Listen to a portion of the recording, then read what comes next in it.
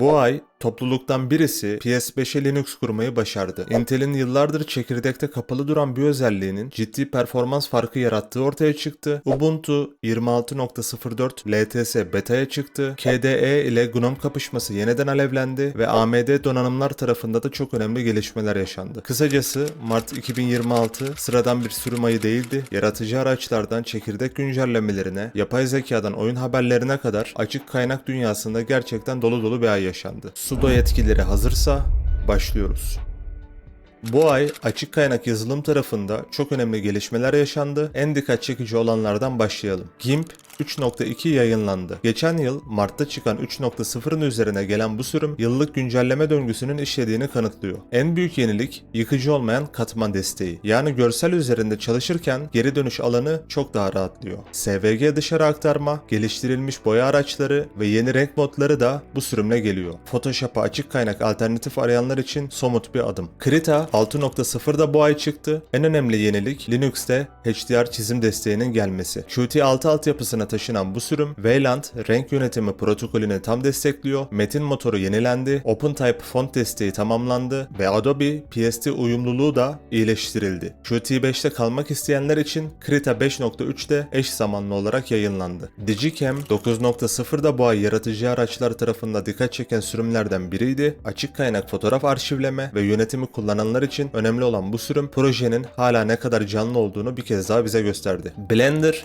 5.1 AMD GPU kullanıcıları için gerçekten önemli bir sürüm. AMD ekran kartlarında donanımsal ışın izleme artık varsayılan olarak geliyor. Bunun yanında performans tarafında çeşitli optimizasyonlar, hafif desteği ve daha kararlı Vulkan desteği de var. Kısacası Blender cephesinde ciddi iyileştirmeler görüyoruz. FreeCAD 1.1 ile açık kaynak CAD yazılımı bir adım daha güçlendi. Etkileşimli sürükleyiciler, şeffaf ön izlemeler, sonlu elemanlar analizi iyileştirmeleri ve yeni cam araç kütüphanesi bu sürümde öne çıkıyor. Mühendislik ve tasarım dünyasında her sürümde daha güçlü bir seçenek haline geliyor. OpenShot 3.5 projenin son yıllardaki en güçlü sürümlerinden birisi gibi görünüyor. Genel olarak %35 daha hızlı çalışıyor, GPU hızlandırması iyileşiyor ve zaman çizelgesi arayüzü yenileniyor. Video tarafında açık kaynak kullananlar için küçümsenecek bir güncelleme değil. FFmpeg 8.1 de bu ay çıktı. Zaten sayısız medya uygulamasının arkasında çalışan bu temel kütüphane Vulkan hızlandırmasını daha da genişletti. Apple ProRes, yazılım ölçekleme ve JPEG, Access gibi başlıklarda önemli yenilikler var. OBS Studio 32.1 yayın yapanlar için önemli bir yenilik getiriyor. WebRTC, Simulcast desteği yani tek yayın içinde farklı kalite katmanları göndermek artık mümkün. Özellikle canlı yayın tarafında bu gerçekten işlevli bir gelişme. Firefox 149 tarafında Linux kullanıcıları için hoş bir değişiklik yoldaydı. Sistem kendi dosya seçici diyaloğuna geçiş planlandı ama bu özellik son anda kararlı sürüme yetişmedi. Yine de JPEG, Excel görüntü formatı için Rust tabanlı bir çözücü gibi dikkat çekici yenilikler barındırıyor. Opera GX Linux'e geldi. Oyunculara yönelik bu tarayıcı Debian ve RPM paket formatlarında kullanıma sunuldu. Kapalı kaynak olmaya devam ettiğini hatırlatalım ama Linux kullanıcılarına yeni bir seçenek. Google Linux ARM64 için Chrome yayınlayacağını duyurdu. Bu uzun süredir beklenen bir haberdi. ARM mimarili Linux cihazları için Chrome 2026'nın ikinci çeyreğine gelecek. Mac'te 2020'den beri, Windows'ta 2024'ten beri mevcut olan bu Chrome nihayet Linux ARM kullanıcılarına da ulaşacak. Yoğunluk sadece yaratıcı araçlar ve tarayıcılar tarafında değildi. Sistem araçları cephesinde de hareketli bir ay gördük. Systemd 260 kararlı sürümüyle önemli bir değişiklik getirdi. SysV servis betiklerine olan destek artık kaldırıldı. Uzun süredir konuşulan değişiklik artık tamamen gerçek. Yani eski servis betiklerini çalıştırıyorsanız bunları yeni formata taşımanın zamanı geldi. Aynı sürümde yapay zekalar için Agents.md belgesi de depoya eklendi. OpenJDK 26 ile Java dünyasında tarihi bir veda yaşandı. Java Applet API resmen kaldırıldı. 2021'de eski ilan edilen bu API yıllardır modern tarayıcılarda zaten desteklenmiyordu. Bu sürümle ayrıca HTTP3 protokol desteği de eklenmiş oldu. Rust 1.94 yayınlandı. Modern, Intel ve AMD işlemcilerde bazı kayan nokta işlemlerini hızlandıran yeni komut seti desteği bu sürümle kararlı hale geldi. Yüksek performanslı işler yapanlar için önemli bir adım. Samba 4.24 ile Linux üzerinde Windows paylaşım altyapısı kuranlar için iyi bir güncelleme, uzaktan parola yönetimi ve Kerberos ile gelişmiş kimlik doğrulama desteği bu sürümle geliyor. CMake 4.3 proje bağımlılıklarını tanımlamayı kolaylaştıran yeni bir JSON tabanlı paket formatı desteğiyle geldi. Kembalache 1.0 sonunda yayınlandı. Modern GTK arayüzleri tasarlamak için geliştirilen bu araç 5 yıla aşkın çalışmanın ardından 1.0 etiketine ulaştı. Linux masaüstü uygulaması geliştirenler için güzel bir olgunlaşma işareti. Cache-FS 1.37 bu ay önemli bir kilometre taşına ulaştı. Yıllardır geliştirilen silme kodlama özelliği artık kararlı olarak işaretlendi. Bu RAID benzeri veri yedekliliği anlamına geliyor. Ana akım kullanıma artık yaklaşıyor. Meta, Gemalog bellek ayırıcısına yatırımını yeniledi. Firefox ve birçok yüksek performanslı sunucu uygulamasında kullanılan Gemalog, Meta altyapısında yaklaşık 20 yıldır kullanılıyor. Son dönemde ivmesi yavaşlamıştı ama Meta'nın yeniden yatırımı projenin geleceği açısından oldukça umut verici. LibreOffice 26.8 açılış ekranında bağış butonu ekleyecek. The Document Foundation gönüllü katkıları teşvik etmek amacıyla bu kararı aldıklarını söyledi. Qt Creator 19'da geliştirici araçları tarafından öne çıktı. Minimap desteği ve yerleşik MCP sunucusu gibi yeniliklerle AI destekli geliştirme akışlarının araçlara iyice yerleştiğini görüyoruz. Framework Computer KDE'ye patron sponsor oldu. Yıllık en az 10.000 euro katkıyla Canonical, Google ve SUSE gibi büyük isimlerin arasına katıldılar. Üstelik XFCE, NetBSD, FreeBSD, NixOS ve LVFS gibi diğer projeleri de desteklediğini hatırlatalım. SuperTax 0.7 de bu arada yayınlandı. 2021'den yana ilk büyük sürümünü alan bu nostaljik açık kaynaklı oyun yeni grafikler, yenilenen seviyeler ve yerel çok oyunculu mod ile geliyor. Şimdi dağıtım tarafına geçelim çünkü burada da tempo oldukça yüksekti. Ubuntu 26.04 LTS beta yayınlandı. Kod adı Resolute Raccoon olan bu sürüm 23 Nisan'da resmi olarak çıkacak. İçerik oldukça dolu. Linux 7.0 çekirdeği, GNOME 50, Mesa 26, Python 3.14 ve GCC 15.2 gibi yeni araçlarla geliyor. Masaüstü, sunucu ve farklı Ubuntu varyantları da beta kapsamında. Önemli bir not, Snapdragon ve diğer ARM işlemcilerinde Ubuntu desteği hala sorunlu. Firmware sorunları devam ediyor. Bu konuyu takip ediyorsanız henüz beklemek mantıklı gibi gözüküyor. Yine bu sürümle birlikte kurumsal ortamlar için bulut tabanlı kimlik doğrulamayı da resmi olarak destekliyorlar. Ubuntu 26.10 ise güvenlik gerekçesiyle imzalı DRAP ön yükleyicisini ciddi biçimde sadeleştirmeyi planlıyor. Bu da bazı alışılmış kurulum senaryolarını değiştirebilir. Güvenlik açısından önemli ama kullanıcı alışkanlıklarını zorlayacak bir karar gibi duruyor. Canonical,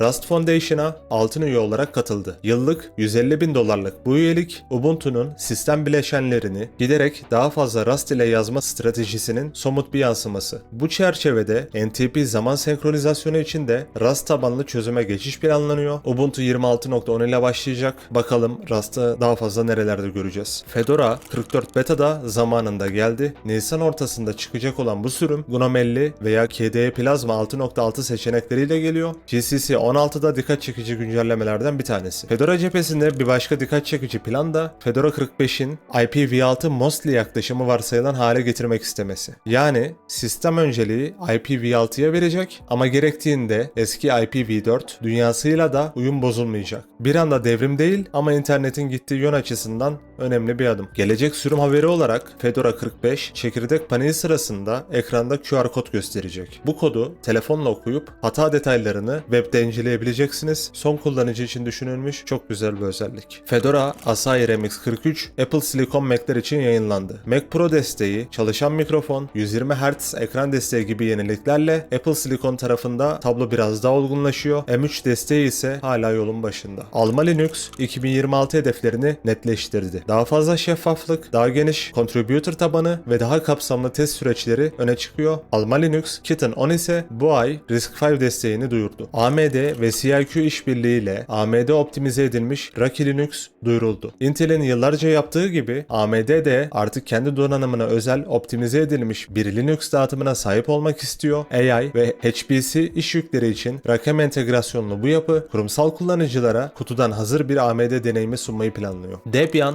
13.4 yayınlandı. Firefox'tan OpenSSL'e kadar birçok güvenlik düzeltmesini içeren bu güncelleme Debian 13 Trixie serisini güncel tutuyor. Mageia 10 beta sürümü yayınlandı. 2023'teki Mageia 9'dan bu yana ilk büyük sürüm Mandrake Linux geleneğini sürdürüyor ve 2026'da hala 32 bit kurulum imajı sunan nadir dağıtımlardan birisi olmaya devam ediyor. Intel'in Clear Linux web sitesi kapandı. Temmuz 2025'te sessizce sona erdirilen bu dağıtım Soniso ve diğer teknik içerikleriyle artık erişilemez durumda. 10 yılı aşkın süre Linux performans inovasyonunun öncüsü olan Clear Linux için acı bir son. FreeBSD 14.4 yayınlandı, 15.1 sürümü ise geliştirmelere devam ediyor. En heyecan verici yanı metin tabanlı kurulum arayüzlerinden artık doğrudan KDE Plasma 6 masaüstü kullanılabiliyor. Redux OS yani Rust ile yazılmış açık kaynaklı bir işletim sistemi büyük bir kilometre taşına ulaştı. Vulkan API ilk kez Redux üzerinde çalışır hale geldi ve Node.js desteği de eklendi. Rust tabanlı bir işletim sistemi için gerçekten heyecan verici. GNU Hard yıllardır beklenen 64 bit desteğine kavuştu. İşletim sistemi araştırması açısından küçük ama sembolik bir zafer. Ve geldik en dikkat çekici bölümlerden birisi olan masaüstü ortamları haberlerine. GNOME 50 yayınlandı. Ubuntu 26.04 ve Fedora 44'ün varsayılan masaüstü ortamı olarak gelecek. Daha hızlı dosya yöneticisi, geliştirilmiş ebeveyn denetimi ve HDR renk yönetimi iyileştirmeleri gibi önemli özellikler içeriyor. Nvidia tarafında da Matter 50'nin performans optimizasyonları dikkat çekiyor. Bilmeyenler için Matter, GNOME tarafında kullanılan bir kompozitör. KDE Plasma 6.6 ise bu ay benchmark testlerinde GNOME 50'ye karşı tutarlı bir performans avantajı sergiledi. Hem AMD Radeon hem de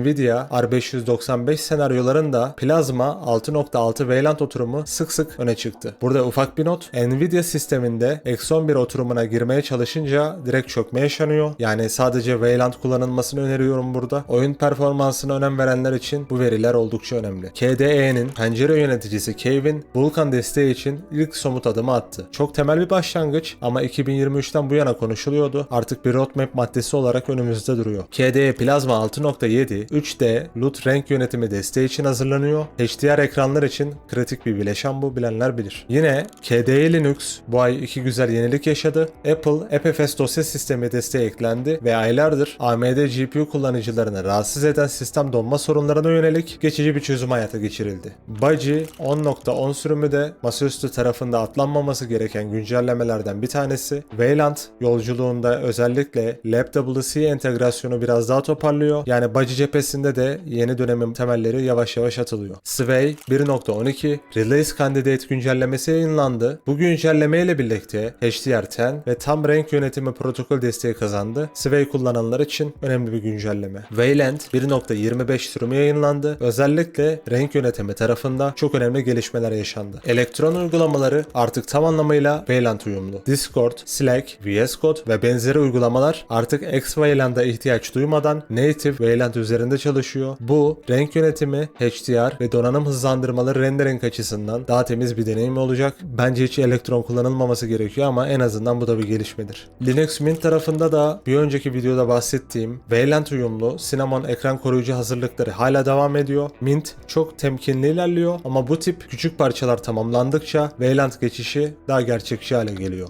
GTK 3 artık yılda yalnızca bir sürüm yayınlayacak. GTK 4 2020'de çıkmıştı ama GTK 3 hala onlarca eski uygulama için yaşıyordu. Bu karar GTK 3'ün yavaşça emekliye çekilmesine giden yolda ufak bir adım. Diğer bir GTK ile alakalı haber ise GTK 4.22 sürümü yayınlandı. SVG desteği ve hareket azaltma seçeneği gibi iyileştirmelerle GNOME ve GTK tabanlı uygulamaların modernleşmesi sessiz ama istikrarlı bir şekilde devam ediyor. Ve benim favorim Qt 6.11 sürümü yayınlandı. Bir oyun motoru gibi 3D yetenekler sloganıyla gelen bu sürüm yeni Canvas Painter ile donanım hızlandırmalı 2D çizim altyapısı sunuyor. Özellikle Linux üzerinde uygulama geliştirenler açısından önemli bir gelişme. Ve geldik gaming tarafına. Ubuntu 26.04 Linux oyunculuğu için ölçülebilir avantajlar sunuyor. Mesa 26.0 güncellemesiyle gelen AMD Radeon performans kazanımları oldukça somut gözüküyor. Nvidia tarafında da GNOME 50'nin R595 optimizasyonları fark yaratıyor. Bir önceki bölümde de bahsettiğim gibi KDE Plasma 6.6 GNOME 50 ile kıyaslandığında önemli performans farkları gösteriyor. Bu aslında oyun performansını da etkileyici anlamına geliyor. GNOME 50 kullanıcıları seri üzgün. Nove açık kaynak Nvidia sürücüsü performans performans testlerini yayınladı. Linux 7.0 üzerinde ve MESA 26.1 sürümüyle 6 ay önceki duruma göre çok önemli, gözle görülür iyileştirmeler var. Resmi Nvidia sürücüsüyle hala arasında mesafe var ama özellikle Vulkan tarafında sürekli büyümeye devam ediyor. SteamOS 3.8 yayınlandı. Masaüstü modu artık varsayılan olarak Wayland kullanıyor ve KDE Plasma ile geliyor. Çeşitli el konsolu desteği de iyileştirildi. Bunun yanında yine Steam Linux Beta 64 bite hazırlanıyor ve kendi konteyner ortamında çalıştırılabiliyor. Güvenlik ve uyumluluk açısından önemli bir adım ve gerçekten 64 bit uygulama yayınlamak 2026'nın ortalarına doğru mantıklı bir adım gibi gözüküyor. Teşekkürler Steam. Wine 11.5 önemli bir yenilik getiriyor. 32 bit Windows uygulamalarının 64 bit Linux üzerinde çalıştırılmasında kritik bir engel ortadan kaldırıldı. Eski Windows yazılımlarını Linux'te çalıştırmak isteyenler için oldukça anlamlı bir gelişme.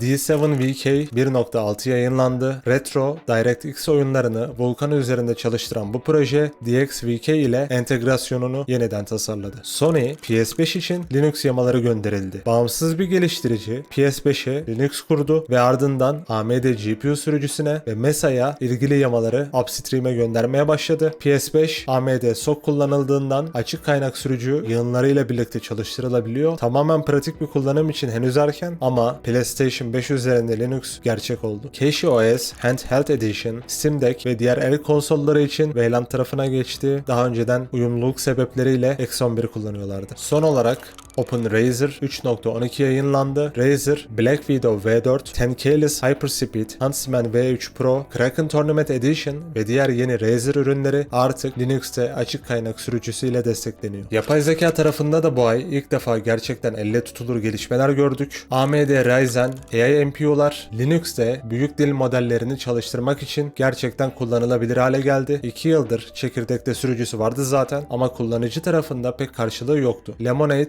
10.0 ve FastFlow LM 0.935 bunu değiştirdi. Lemonade 10.0.1 ile kurulum daha da kolaylaştı. Google mühendisleri Linux çekirdek yamalarını otomatik olarak inceleyen yapay zeka sistemi Sashiko'yu başlattı. Gemini Pro destekli bu sistem kısa sürede Rust for Linux posta listesini de kapsayacak şekilde genişletildi. Yapay zekanın çekirdek kodunu incelemesi artık bir günlük rutin haline geldi resmen. XMMS yapay zeka araçlarıyla yeniden hayata geçirildi. Neredeyse 20 yıldır güncelleme almayan bu klasik Linux müzik oynatıcısı Anthropic'in Claude modeli kullanılarak modern GTK4 ve Pipewire altyapısına taşındı. İlginç olan nokta şu, önceki Claude modelleri bu görevi başaramamış. Opus 4.6 saatler içinde bu geçişi tamamlamış. Artık herhalde open source tarafında da kodlar tamamen LLM'ler ile yazılacak. Mozilla Llama-File 0.10'u yayınladı. Büyük dil modellerini tek bir dosyaya paketleyip her yerde çalıştırma fikrine dayanan bu proje yerel yapay zeka için hala en pratik çözümlerden bir tanesi. Bunun yanında yine Claude kodu dönmek gerekirse AMD mühendisi Claude kod kullanarak saf Python ile AMD GPU sürücüsü yazdı. Bir de Blender için HDR, renk pipeline geliştirmeleri Claude kod yardımıyla hayata geçirildi. Biraz önce bahsettiğim gibi yapay zekanın rolü somutlaşmaya devam ediyor. AMD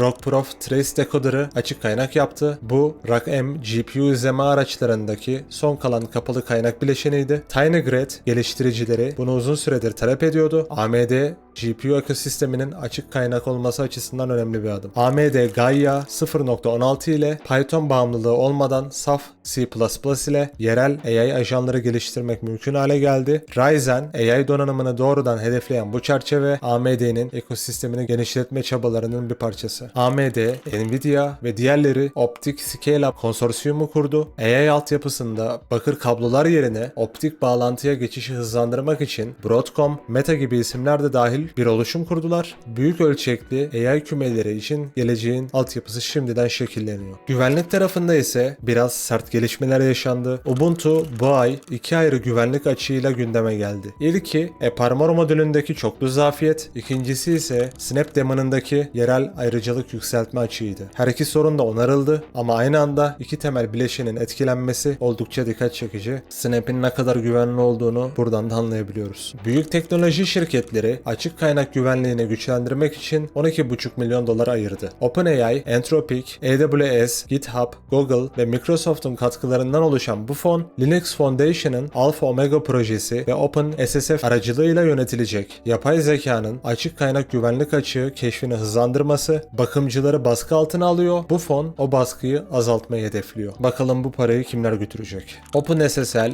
4.0 Alpha 1 sürümü yayınlandı. SSL v3 ve eski engine'lerin kaldırılmasını içeren bu alfa, Encrypted Client Hello gibi modern güvenlik özelliklerini de ekliyor. Production için tabii ki henüz hazır değil ama yönelim net. Şimdi topluluk ve politika haberlerine geliyoruz. GNOME Vakfı bağımsız katkıcıları doğrudan finanse edecek bir burs programı duyurdu. Yıllık 70.000 ile 100.000 dolar arasında ücretlendirilen bu fellowship, GNOME 50'nin hemen ardından gelen güçlü bir haber. İlk döngü Mayıs'ta başlıyor. Open source geliştiricilerinin de bu işten bir kazanç sağlaması açısından oldukça sevindirici bir haber. Ufak bir not olarak da Grab ön yükleyicisinin geliştirmesi freedesktop.org'a taşındı. Modern iş akışları için oldukça güzel bir sistem ve katkı yapmayı kolaylaştıracaktır. OpenSUSE'nin yeniden satışa çıkabileceği haberleri de geldi. Son 20 yılda Novell'den AttachMate'e, MicroFocus'tan EQT'ye uzanan el değiştirme serüveni hala devam ediyor. Artık satılırsa satılsın, biz de kurtulalım, siz de kurtulun. Bir rahat bırakın artık şu distronun başını. Maalesef bazı üzücü gelişmeler de yaşandı. Intel, Optane bellek, FPGA ve Ansible için açık kaynak projelerini kapattı. 2025'teki işten çıkarmaların ardından açık kaynak ekosistemindeki yansımalar hala sürüyor. Bakalım neler olacak.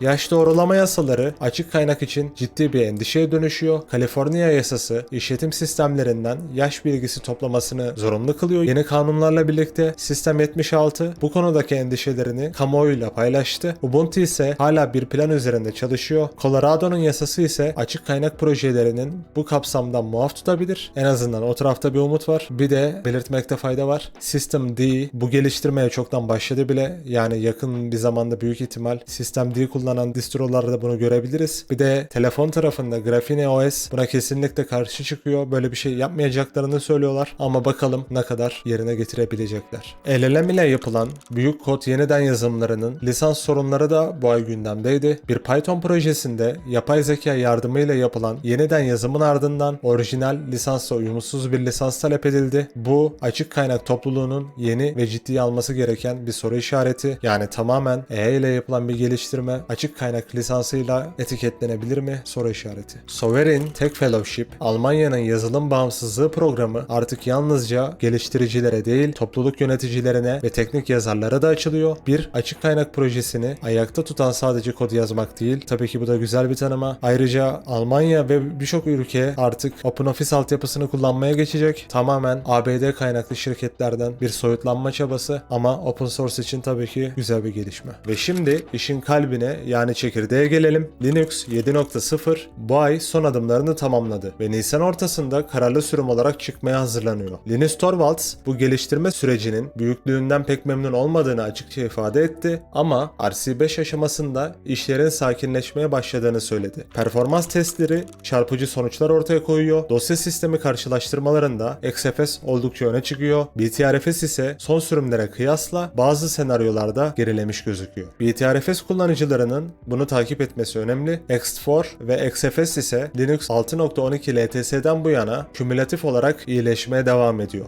Bellek yönetimi tarafında da çok çarpıcı haberler var. Linux'un yeni nesil bellek geri kazanım sistemi MG-LRU'ya gelen iyileştirmeler, MongoDB gibi veri tabanı iş yüklerinde %30, HDD'lerde ise %100'ün üzerinde bir performans artışı sağlıyor. Bu rakamlara inanması zor biliyorum ama veriler bize bunu gösteriyor. Donanım desteği tarafında da iyileştirmeler var. Apple Magic Trackpad 2 pil göstergesi nihayet düzgün çalışıyor. Bu yıllardır süren bir sorunu kapatıyor. Logitech MX Master 4 Bluetooth fare desteği iyileştirildi. Çeşitli Asus ROG ve HP Omen dizüstü modelleri yeni destekler kazandı. Apple M3 için Linux yamaları gönderildi ama henüz pratik bir kullanım yok. M1 ve M2 desteğiyle kıyaslandığında M3'ün yolu çok daha uzun gözüküyor. Linux 7.1 için hazırlıklar da başladı. Öne çıkan gelişmeler şunlar. Intel Xe GPU'lar için Transparent Huge Patch desteği eklendi. Bu GPU hesaplama iş yüklerinde bellek geçişini 7 kat kadar hızlandırabiliyor. Bu oldukça ciddi bir rakam. AMD NPU'ların farklı uygulamalar arasında paylaşılabilmesi özelliği geliyor. Artık tek bir program tüm NPU'yu tüketmeyecek. Lenovo Legion Go ve Legion Go S için özel özel sürücüler hazırlandı. Titreşim, RGB LED, dokunmatik yüzey ayarları ve daha fazlası Linux 7.1'den itibaren doğrudan çekirdek tarafından desteklenecek. UDP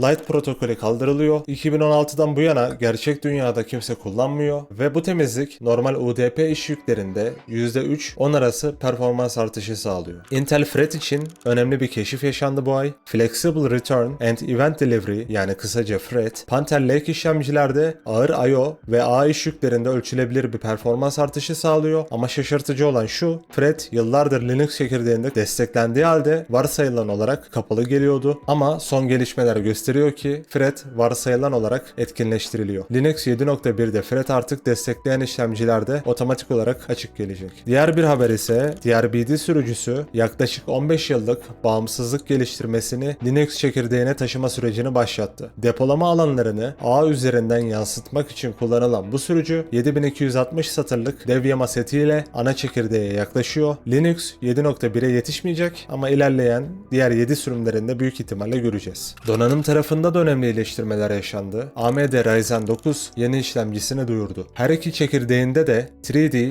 V-Cache taşıyan bu amiral gemisi işlemci 208 MB toplam ön belleğiyle 22 Nisan'da satışa çıkıyor. Mevcut 9950X'e göre %5 ile 10 arası performans artışı bekleniyor. Cloudflare, AMD Epic türüne geçişte etkileyici sonuçlar elde etti. Önceki nesle kıyasla 2 kat işlem kapasitesi ve %50 daha iyi performans elde etti. Rust ile yeniden yazılan istek işleme katmanı ile birleşince sonuçlar daha da güzelleşiyor. Bu büyük ölçekli veri merkezlerinde AMD Epic 9005'in gerçek dünyada başarısını net olarak ortaya koyuyor. Intel 32 GB video belleğiyle Arc Pro B70 profesyonel ekran kartını duyurdu. 230 Watt güç tüketimiyle AI inferencing ve içerik üretimine odaklanan bu kart $949'dan başlıyor. Aynı etkinlikte Panther Lake ve yeni Xeon 600 işlemcileri de tanıtıldı. Nvidia R595 sürücüsü kararlı sürüm olarak yayınlandı. Bu sürüm ile birlikte DRI-3 ve 1.2 desteği, yani Vulkan yetenekleri ve bazı önemli hata düzeltmeleri de getirildi. Nvidia DRM çekirdeği sürücüsü artık varsayılan olarak Modset 1 ile geliyor. Bilenler bilir, bu parametre Wayland ve Xorg başlatılmadan Nvidia'nın KMS driver'ının hazırlanmasını sağlıyor. Bunun yanında GNOME oturumunda KV'nin belirli senaryolarda ekranı uyandırmaması ve bazı X11 kompozitörlerde yanıp sönme sorunları da bu sürümle giderildi. Yani şu Nvidia kartı olanların uyanma sorununun artık gerçekten çözülmesi gerekiyor. Umarım bu sürümle birlikte bu sorun kökten çözülür. ARM, yapay zeka veri merkezleri için kendi tarihinin ilk işlemcisini duyurdu. AGI CPU. 136 çekirdek ve 300 Watt güç tüketimiyle AI iş yükleri için tasarlanmış, ARM'ın sadece IP lisanslayan bir şirket olmaktan çıkıp doğrudan silikon üretmeye başlaması önemli bir dönüşüm. Apple M5 Pro ve M5 Max ve Fusion Architecture duyuruldu. Apple cephesindeki bu yeni mimari Linux topluluğu tarafından da doğal olarak takip ediliyor. Bakalım Asahi Linux tarafında bu gelişmeler ne zaman implemente edilecek? Açık kaynak firmware cephesinde de iyi haberler var. Varsayılan olarak Linux ile birlikte bilgisayar üreten Framework 16 ve Framework 13 AMD için Coreboot ve OpenSAL desteği çalışmaları da ilerliyor. Aynı şekilde MSI Pro B850p Wi-Fi anakartı da $179 rekabetçi fiyatıyla AM5 platformunda açık kaynak firmware desteğine doğru ilerliyor. Yine Linux için bilgisayarlar üreten bir firma olan ve Cosmic Desktop Environment'ın da ana geliştiricisi olan System 76, Telio Mira masaüstünü yeniden tasarladı. İlgileniyorsanız bu firmanın bilgisayarlarına da bakabilirsiniz. Gerçekten güzel gözüküyorlar. Yine aynı firma, yani System 76 Launch Keyboard yeniledi. ABD'de üretilen ve açık kaynak donanım tasarımına sahip bu klavye yeni PBT tuşlar ve Kyle anahtarlarıyla güçlendirilmiş biçimde geliyor. Açık kaynak donanımı seviyorsanız mutlaka bakın.